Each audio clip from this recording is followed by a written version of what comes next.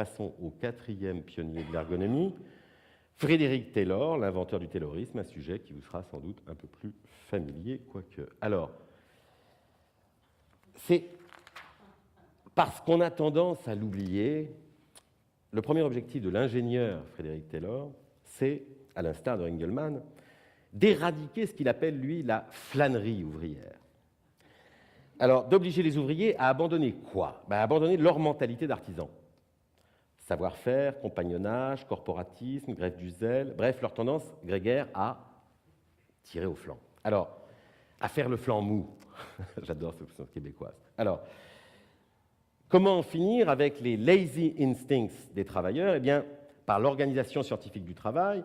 Côté pyramide, on hiérarchise en trois parties, executive staff des ingénieurs, en bas, le taf des exécutants, et au milieu, des contremaîtres pour faire appliquer les directives d'en haut et contrôler l'efficacité à la base. Ensuite, côté cercle vertueux, là, on subdivise les séquences productives poste par poste en séries de gestes élémentaires et complémentaires. Chacun s'attache l'un après l'autre. Voilà le travail. Alors, là, vous avez un petit éloge du taylorisme dans le Figaro de 1913, 2 ans avant la mort de Taylor. Alors, vous regardez, gymnastique ouvrière relationnelle, ça veut aussi dire suppression des mouvements inutiles. C'est-à-dire, l'ouvrier, il faut comprendre que dans le taylorisme, on lui économise ses déplacements, ses postures pathogènes, ses efforts contre-productifs.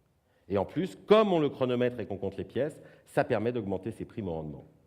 D'où l'équation finale du texte du Figaro, gagner davantage en travaillant moins.